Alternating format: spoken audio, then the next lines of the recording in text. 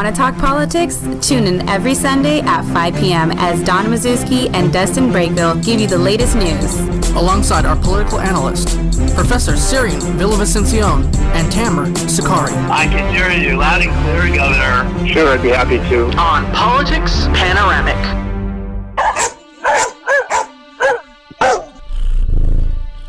Hi everyone, this is Dr. Julie Dameron, local veterinarian for over 20 years.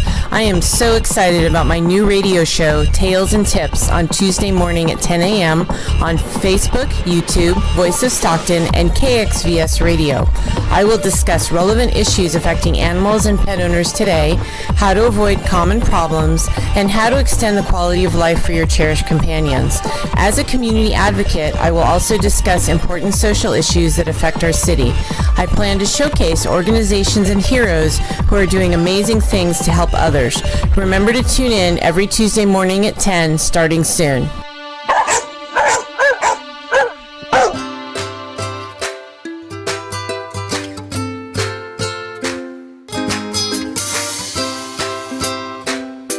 Good morning, Stocktonians, and welcome to another episode of Tales and Tips. Your local veterinarian here, Dr. Julie Dameron, and today we're bringing it back to the animals. I have Patrice Davidson here with me of the Delta Humane Society, and we're going to talk about that amazing organization, which is a rescue, and the wonderful things that it's helping to do in Stockton. Welcome, Patrice. I'm glad to have you here today. Well, thank you so much. I'm thrilled to be here with you, Julie. Awesome. So can you tell us a little bit about the history of Delta Humane Society? How did it get started? How long has it been in existence? How long have you been there? Well, first off, way back when, 51 years ago, there was no alternative in Stockton or San Joaquin County for someone who could no longer take care of their pet. They had to take it to animal control. And in those days, there wasn't many adoptions coming out of animal control. So a group of concerned citizens got together and decided that they needed to set up an animal shelter, no-kill shelter, for people to bring in their pets. And that's how it got started.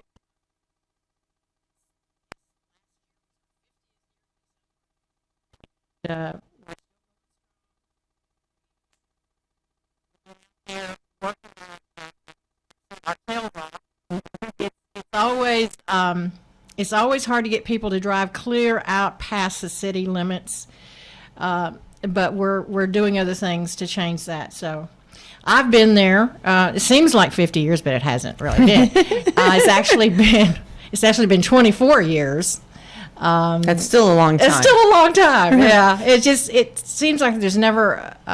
Every year it's the same. It's a struggle to keep the funding coming in.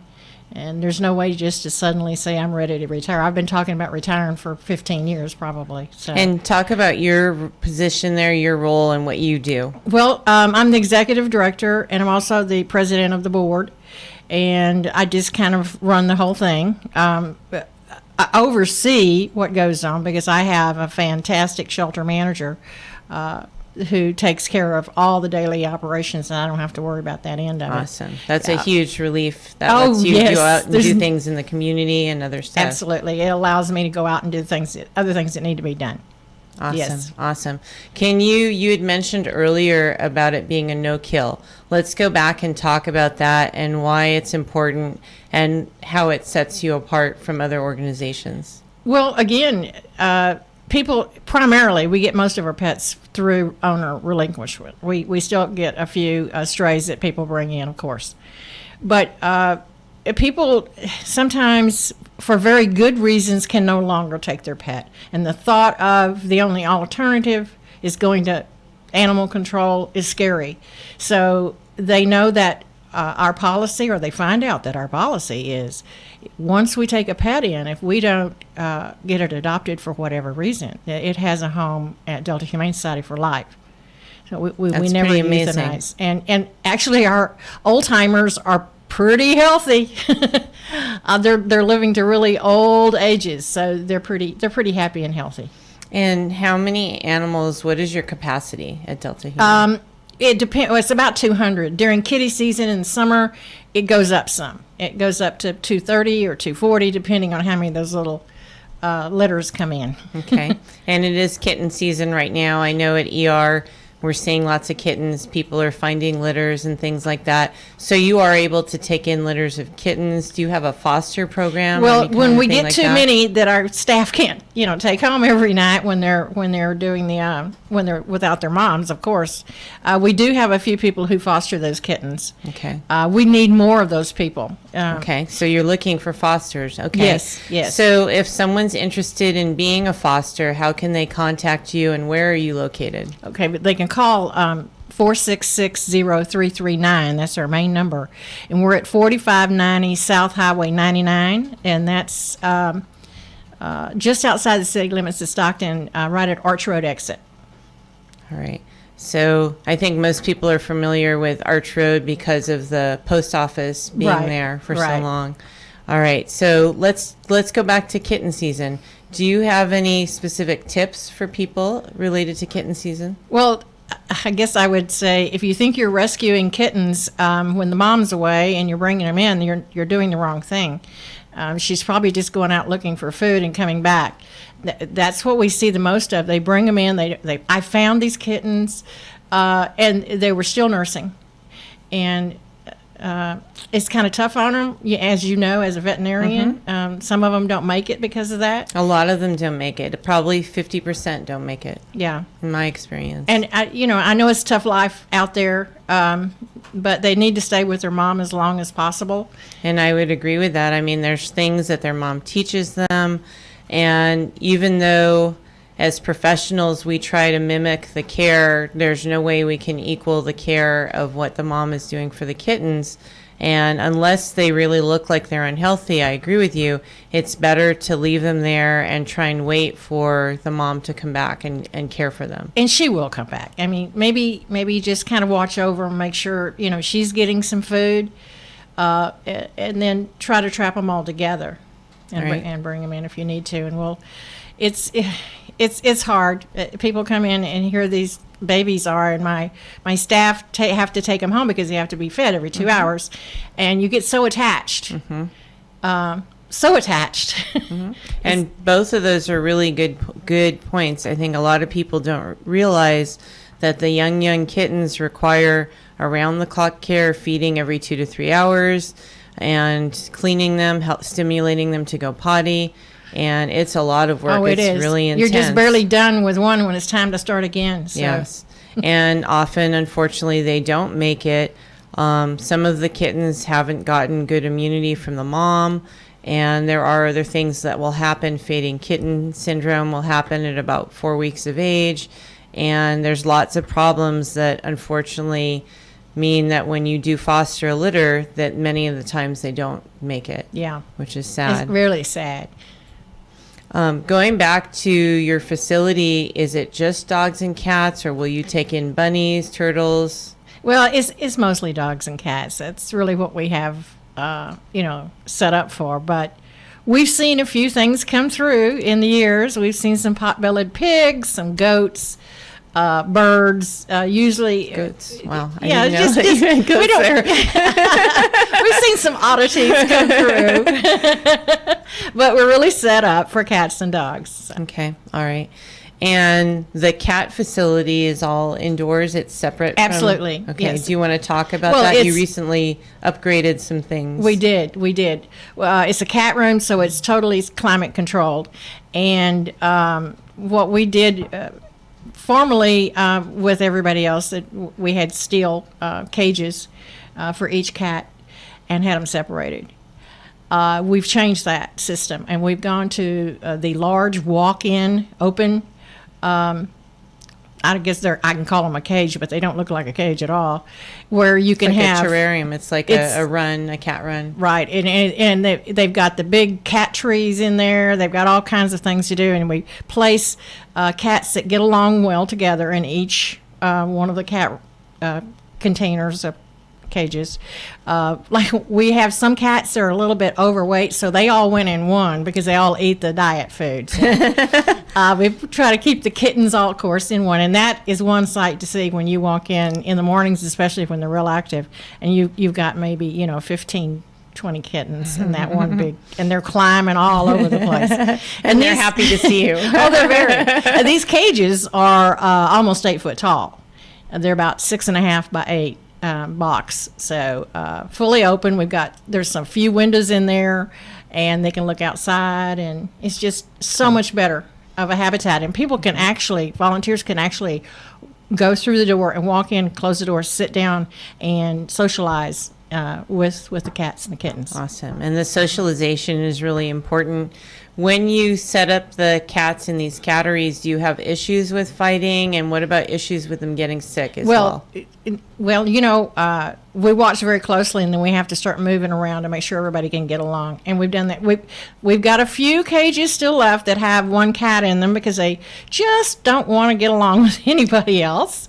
There's always going to be a few of those. So they get their own room. Okay. We also have seen that we haven't had that much problem with upper respiratory. Excellent. We keep the place pretty darn clean. Excellent. It's well and ventilated. You're vaccinating them. And we're vaccinating, yes. So we haven't really had many problems like that. And I think it's definitely much healthier for them and to be in as much of a normal environment as you can create, and the social interaction and the play. And all of it is just stimulating for them mentally and physically, and helps their immune system. So when I walked through, I was really impressed with all the changes that you've made. I think it's really excellent. What happens to the older patients that are there? Talk about the care that they're getting. Well, we have a different area we move them to after a while if they're not adopted. Unfortunately, most people don't come in saying, I want the oldest cat you have. I want the granny cat. They all want kittens, Of course. Kittens are cute and cuddly and active. Absolutely, but they all grow up. No, we have a separate facility. It's a building that we house the older cats, and we have people that go in and feed them and clean them and take care of them, and they're happy and they're living long lives. So. And the same thing for the dogs. Absolutely. Okay. All right. Talk about how people in the community can help you. What are your needs? Besides financial support, what are other things that community members could do? Well, we're in need of most right now is we need some volunteers to help us with our off-site adoptions. We're doing a lot of them now. Oh, awesome. Where are those and how often are those happening? Okay. On the weekends, we're at Carter's Pet Mart in Stockton, Carter's Pet Mart in Manteca that just opened. We're at PetSmart in Manteca, and we're at Lodi Pet Supplies Plus. As a matter of fact, we have cats during the week in Lodi Pet Supplies Plus. That's a lot because we're keeping the shelter open. And each place requires at least 2 people to be there during the adoption time. So we could use some young, energetic, college age or a little older. That's the perfect age to sit out there and motivate people to come over and adopt some pets. All right, awesome. And what about people to come in and help you walk dogs, groom dogs? We always need people who want to come in and socialize, people who want to go in and sit and groom cats and play with the cats, people who want to go out and walk a dog. We've got some areas they can take them out off the leash even and work with them. We always need those kind of volunteers. Awesome. And what about a list of supplies that you could use? We have that on our website, deltahumanesociety.com. But it's something like, number one, cleaning supplies. So anything that you use to clean your house practically, number one on the list would be bleach, of course. We use so much bleach at the shelter to clean. Old towels, old sheets, those kind of things. Pet toys, pet beds. It's a long list. And we think bowls, towels, things like that. Yes. Okay, so standard things. Very standard. All right. And what are your hours of operation at the shelter? We're open Wednesday through Saturday, noon to 5 at the shelter. Okay. And how do you fundraise for Delta Humane? Well, we start off with we have a golf tournament. This year, I think we've moved it to September. So that's an annual event. It's about our 6th year for that golf tournament. Wow, I didn't realize that. Yeah. And we sell the Super Bowl raffle tickets with all the other community organizations that's working with the Spanish family, and that kicks off in October. We have Doggy Reunion Day in October, where we invite our past adoptees to come out and come back and get reacquainted with staff and have some fun little games and prizes that they can win and stuff like that. Cool. And fun with your pet. Exactly. And then we have, which is strictly a setup for funds to come into the shelter, we have a thrift shop that we operate. We're in our 6th year. And where is that? That's 6830 Pacific Avenue, and it's right across from Lincoln Center in the same block as the Bank of Stockton. All right, excellent. And talk about the newsletter as well, and also just upcoming exciting things at the shelter. Well, we have a newsletter. It goes out about twice a year, and right now we're at about 3,400 on the database, on the mailing list for that. Then we put out newsletters in the various veterinarian offices and other places. Okay. We're always, we have our wish list in there, and we talk about what we do and the needs that we have. And I've seen some stories in there about amazing rescues. Absolutely. Actually, the last issue that went out, I put in several stories of interesting, fun, heartbreaking, happy endings, Awesome. that we've seen. We've seen We so need to many. celebrate the happy endings. Absolutely. That's huge. Speaking of happy endings, do you have a sense of how many animals are rescued through your facility a year, or how many total since you've been there roughly? Well, our adoptions are really going up now that we've expanded around the county. Awesome. That's amazing that you're going so far beyond Stockton to reach out. It's a little challenging, the logistics of it. Mm-hmm. But since we've been in operation, since 1966, we have adopted a little over 37,000 Wow. cats and dogs. That's a huge number of animals that potentially would have been euthanized. Yes. Unfortunately, our euthanasia rates are still going on. There's so many animals. Our pet overpopulation issue is still huge in our community. I was going to ask you, I know when I volunteered at the shelter in the past, mainly we were seeing lots of pit bulls and chihuahuas. Is that what you're seeing? We're still seeing a lot of those. Black lab mixes are way up there too. Okay. But we adopt out almost all our pit bull mixes. That's amazing. That's awesome. Yeah. Excellent. Excellent. And do you offer any assistance at all for spay and neuter, anything like that? Or what do you tell people that are looking to spay and neuter their Well, pets? we're really not financially able to give out free vouchers and so forth. We still don't have a veterinarian on site. So everything that we get in, that comes in is spayed and neutered. We take them out to, have that done, of course. Excellent. But we're just not financially set up to do the free spay and Which neuter. is understandable. I know that your operation is growing and growing, and when I toured it last year, I was also really impressed with the garden, and I'd like you to talk about the beautiful garden that's out there. Well, we have a socialization area for the dogs in the back, and it's like a little park setting. And it really came about through a girl who worked for us for many years. She volunteered until she got old enough to work for us, Holly Duncan. And Holly always thought that we should have an area that was pleasant for the volunteer as well as the dog, so that you could get them off leash and play with them and stay for a while. And Holly was involved in a horrible automobile accident, and we lost her. And to remember Holly, her folks and the people at the Delta Humane Society put this socialization together, and it's been wonderful. It's beautiful. It is really beautiful, peaceful, and it's we didn't have much of an area where you could do that before. We have dog runs where the dogs get out and play, every day, but this is all grassy with a little pergola. And we've even got a little deck out there. We do some events on occasion. So if you haven't been to the Humane Society, you might want to come out. You might be surprised what you see. Yeah, I was really impressed, and I love that it commemorates Holly, and it's a positive thing because it's an area that helps to foster dogs being adopted. Yes. And so to me, that's just amazing. And it's just beautiful, and I'm sure that the staff enjoys that area as well. We do. We all do. That's just awesome. Can you go back and talk about reasons that people might relinquish pets? What are some common things that you'll see?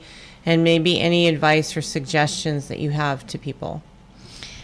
For pets that when they need a pet, or what they're bringing in. So why animals are brought to you? Oh, all the reasons you just can't imagine. This dog is digging holes in my yard. This dog barks. I just found out I'm allergic to cats. It's really not mine. I've just been feeding it on the front porch. And now there's a bunch of kittens.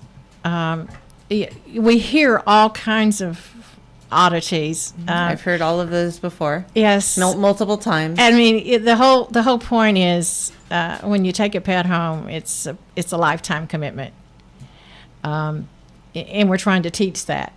And I think that's good. And obviously there are unexpected things that happen. People pass away, changes in housing happen. Absolutely. I'm glad that you mentioned about pet overpopulation. We talked about that earlier. I don't think people realize that when they're feeding cats that they're going to end up with litter after litter, and one cat can easily multiply to 60 within a couple year time span. And I know that sounds crazy, but every litter can be 6 kittens or more, and they can have multiple litters a year, 3 or more. And then those kittens start having kittens, and it just goes wild. So I really encourage people to spay and neuter, not only from the pet overpopulation aspect, but it also helps with some of the behavioral problems that you were talking about. Can you go back and talk about some of the behavioral dog problems that people will talk to you about? Well, sometimes people don't take the time. They picked the wrong dog for their family, and they didn't take the time to take him to training classes or spend enough time with him. Maybe they put him in the backyard, and the only time they see him is when they open the back door to put food in his dish. And then they come in, well, this dog is uncontrollable. He has bad habits. He won't walk on a leash. You know, the complaints they have is really problems that they didn't step up and take care of when they first brought him home. And I don't think that's intentional. I think that people see a dog, or they have an idea in their mind of how a dog would fit in their life, and they don't really realize some of the considerations and some of the problems that can happen. And that's why we try to, when they come in to look and they're not sure what they want, they just want a dog or they want a cat, we try to make sure that there's a good match there. They have to fill out a 2-page questionnaire and ask them a lot of detailed things about their lifestyle and their family. And we see people coming in with little toddlers that want to adopt this big, dog who's jumping all over the place, for example, or an elderly couple that want to get a lab mix. Mm-hmm. So you have to use some sense, and even though that's the cute one that you think you want, well, let's see if it'll work into your lifestyle. May not be the best choice. Right. And do you, in addition to that questionnaire, and it sounds like you do some counseling, which I think is great, do you do on-site visits at all? No, we don't. Okay. No, we don't. And it's interesting because every different organization has a different set of rules, and it's hard. We don't want to restrict it and make it so difficult that people can't adopt. But at the same time, I really like that you're trying to make sure that it's a good match and that it will work out, that the animal doesn't get returned. I always encourage people to think about, well, how much space do you have in your yard? Are you able to take a dog to the park if you don't have a lot of space, or out walking, things like that? And I do, going back to the spay and neuter, feel that makes such a big difference in that when you spay and neuter in general, the pets are calmer, they're less territorial, they're less likely to try and escape, they're less likely to go out and fight. And I think all in all, and health-wise, in terms of preventing cancers and other things, there's so many benefits to spaying and neutering. You avoid problems related to the delivery of the birth and having to do surgery if the dog can't pass the puppies on their own. And there's just so many things that you can just avoid, so many potential problems with spaying and neutering. It's just a win-win. And from my perspective. I don't, it's hard to believe that people still aren't paying attention.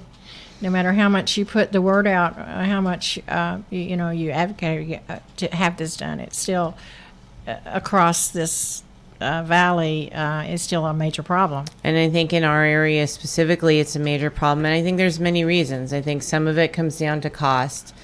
I think some of it comes down to just not being aware of the potential problems with not doing it. I have come across clients who don't support it because of religious beliefs as well. And so there's a whole gamut of things, and there's just some people that adamantly just don't want to do it. No, I we've seen it too. It's, well, I want them to have at least one litter. So they know what it's like. What are you going to do with that litter? And unfortunately, even if you are successful with finding homes for that litter, that still means that there are other animals in our community that are going to be euthanized because they're not adopted. Absolutely. Which is hard too. And our world only needs, so many mixed breed dogs. And at least from the standpoint of responsible breeders who are breeding purebred animals, I can understand to a certain, degree. And yes, there is a demand for that, but there's not a huge demand for various dog mixes. And it's just hard to see that, knowing how many animals are euthanized in our community. It's staggering on how many there are still out there across this country without homes that are being euthanized, or getting run over by cars, or getting attacked by predatory animals. And that's a good point. It's not just here, and you can still drive in certain areas of Stockton, and there's dogs running loose You see them all the over. time. I know.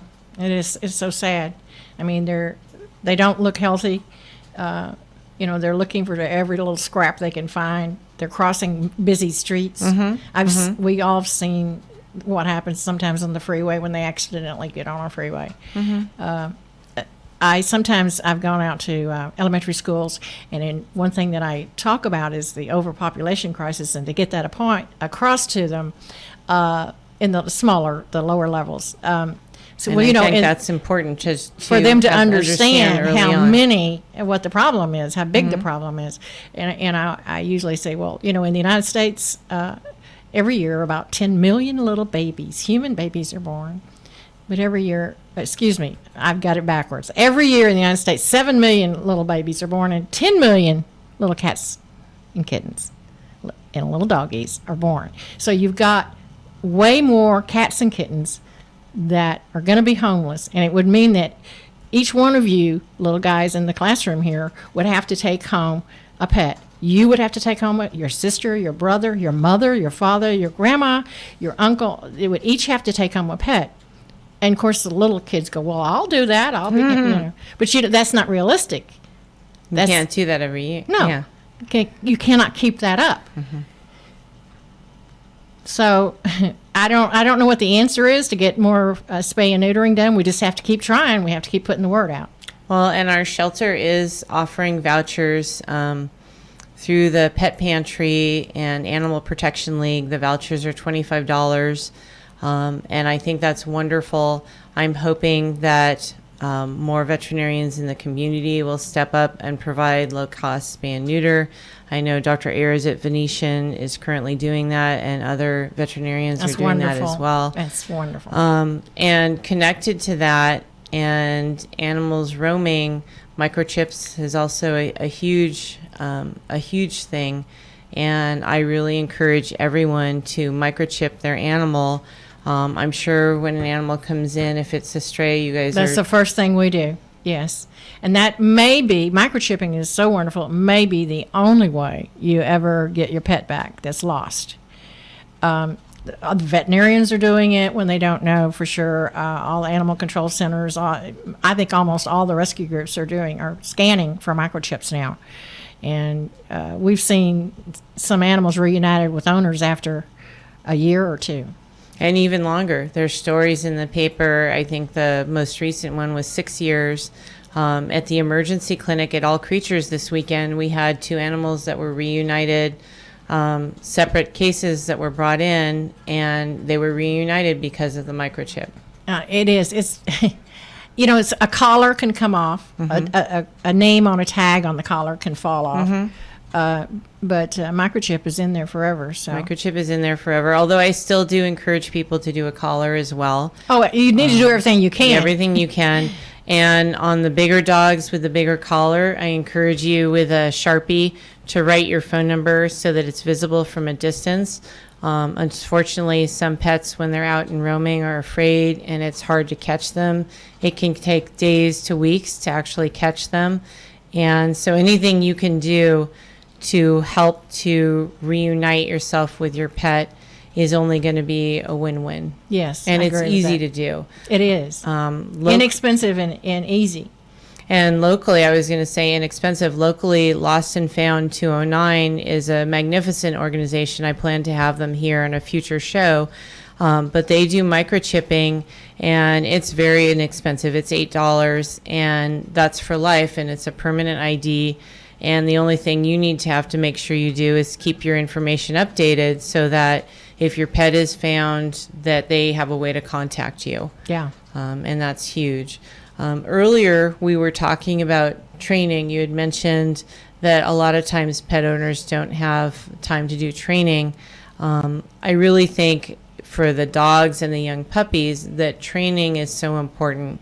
And yes, it is a time commitment, but it yields big dividends in the long run. Even the quick sessions that they have at some of the pet stores, or we have multiple facilities in our area. A lot of the boarding facilities offer training as well, and it makes a huge difference in terms of how your pet interacts with you, how your pet pays attention to you, and what happens, let's say your pet does get out, and how easy it is to get your pet back because of the interaction and what you've built up, the rapport, just with basic training.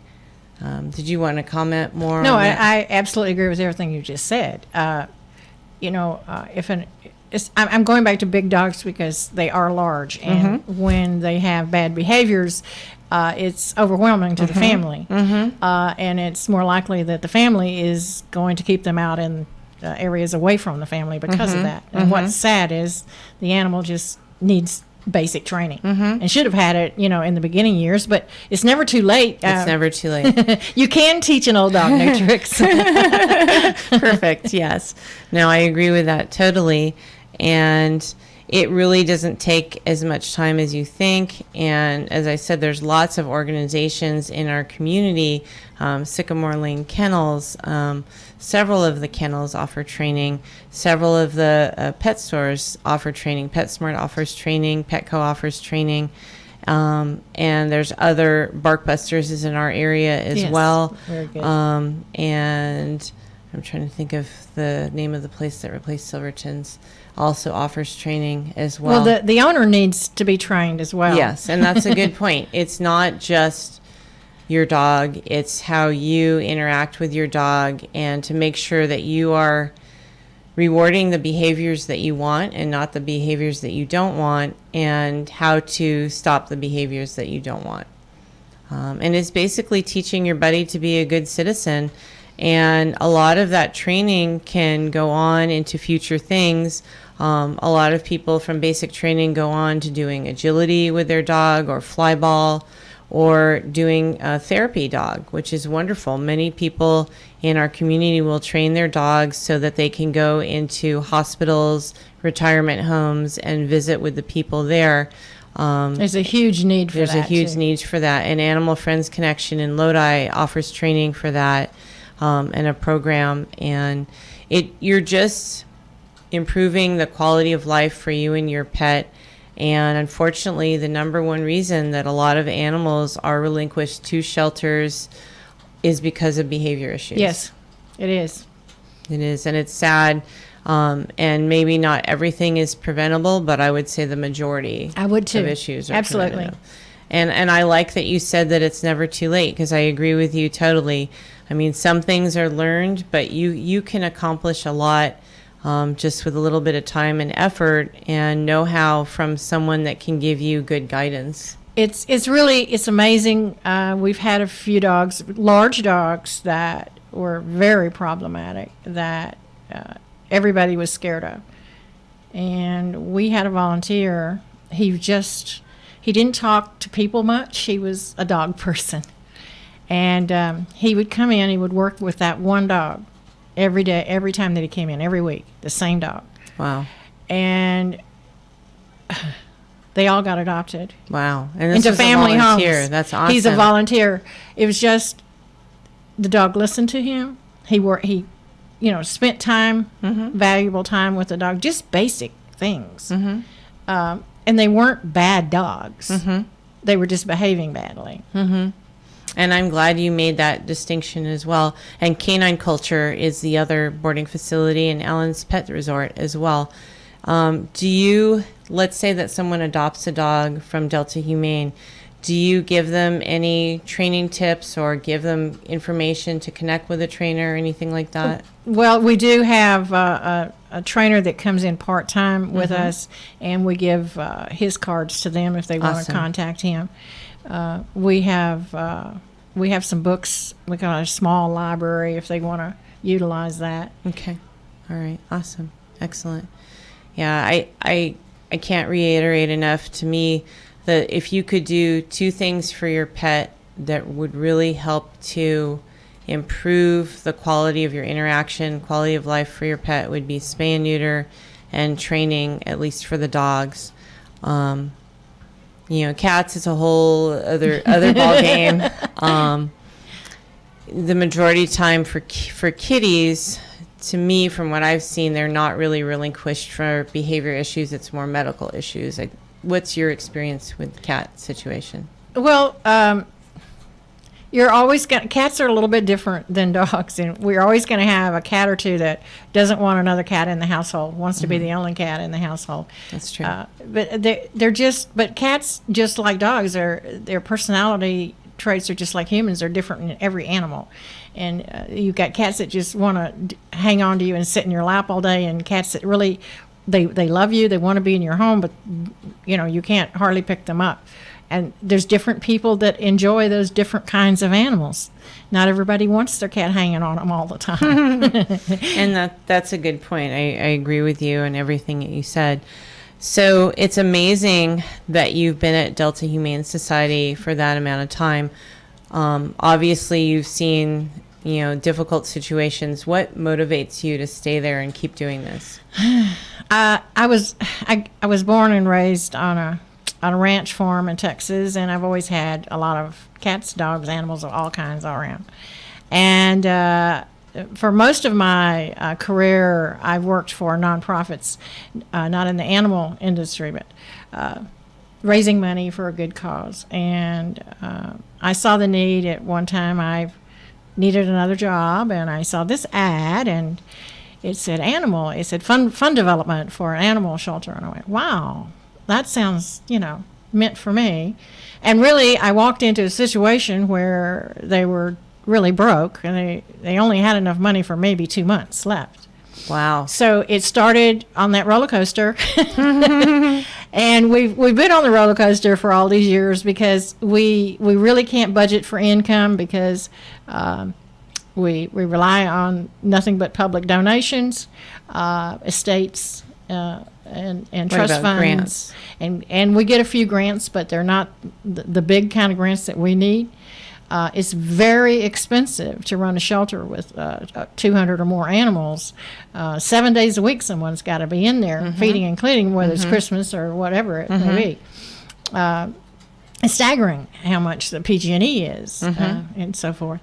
So it's never. I kept saying I was going to retire after a few years, but I'm like, well, I really don't have enough money to go for another year or two, so I better see what I can do, to keep it coming in.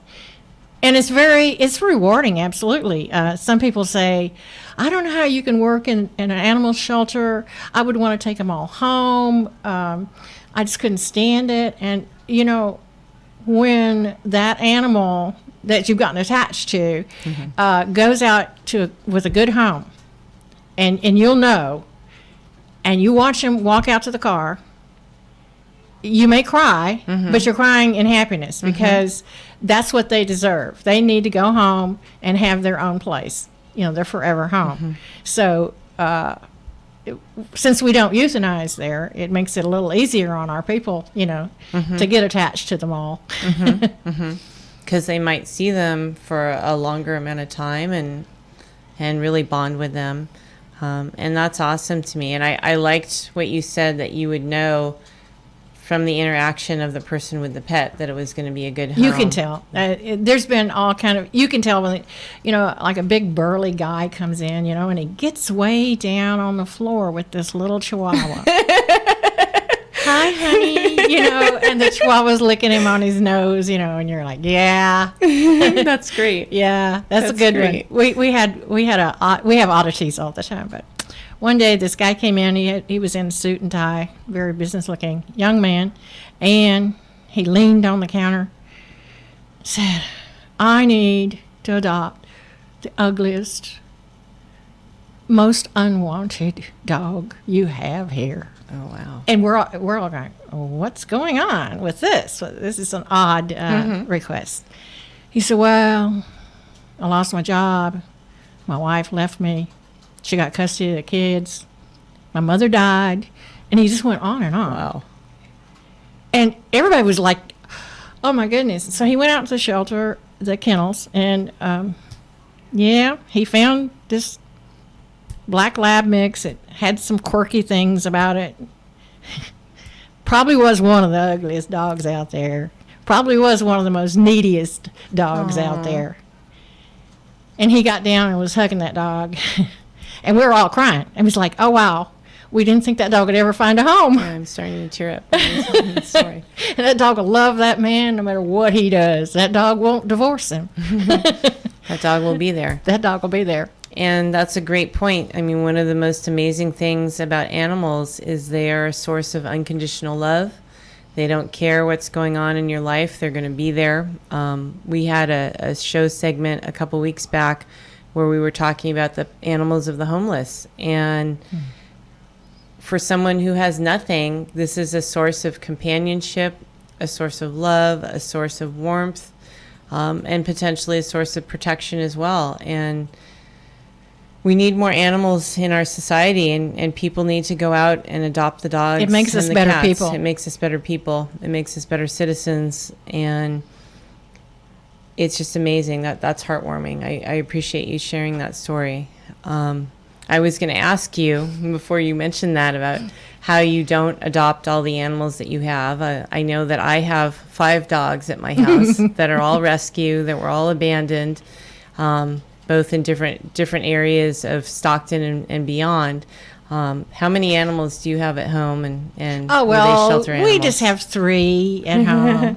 We just have 3. That's the legal number. We just have 3. Yes, they all came from Delta Humane Society.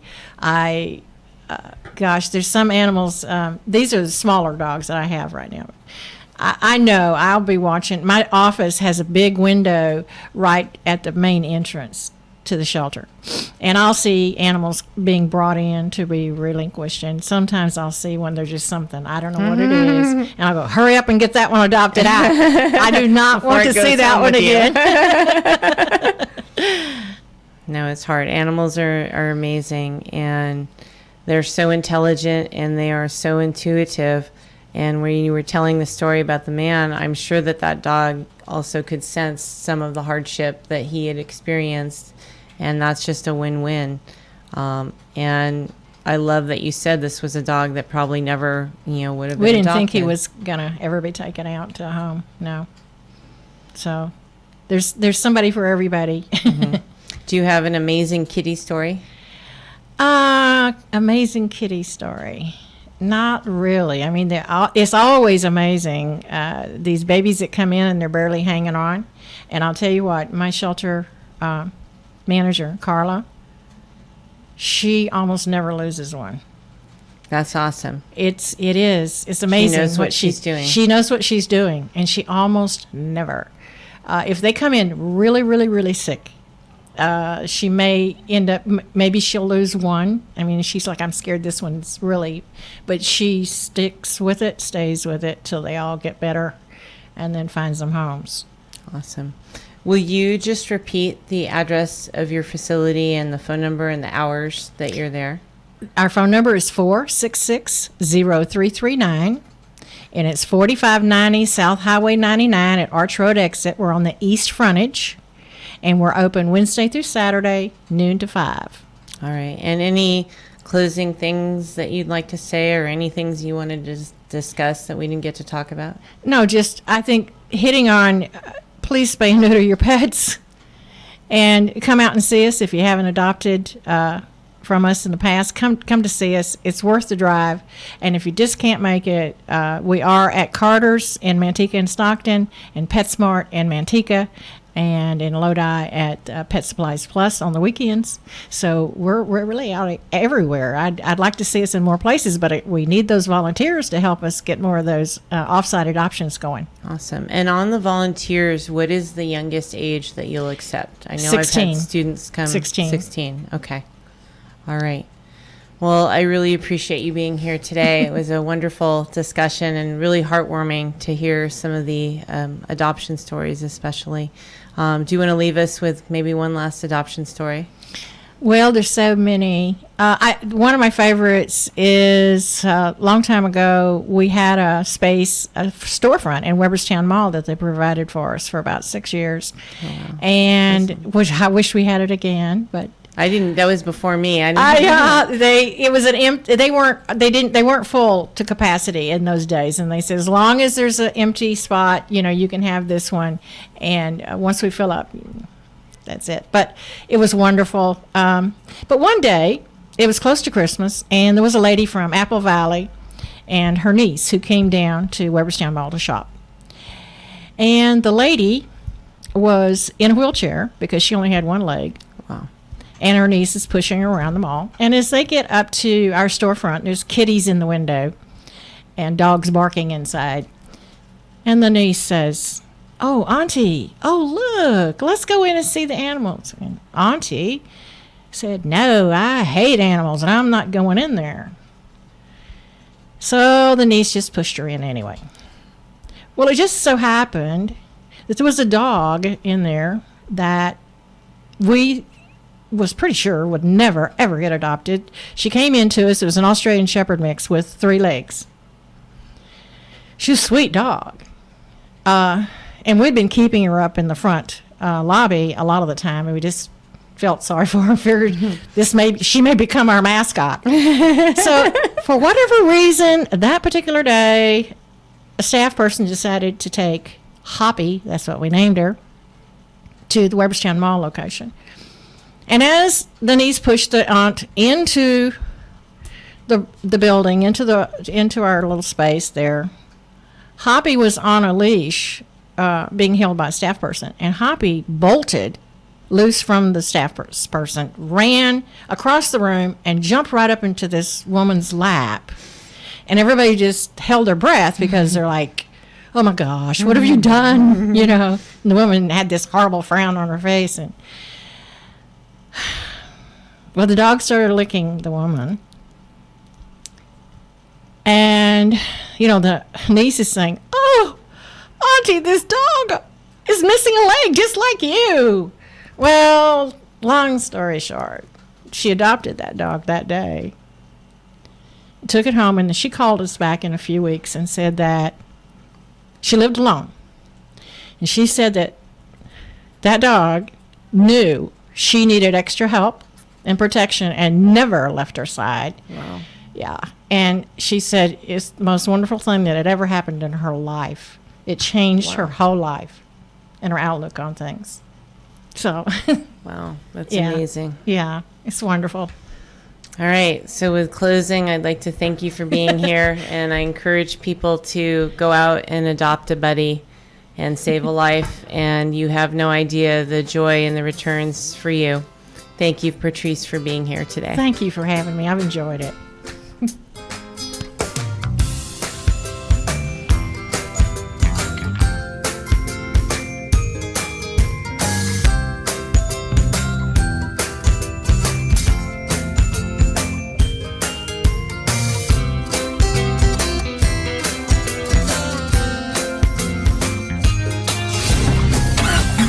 KXVS on 92.1. Coming soon.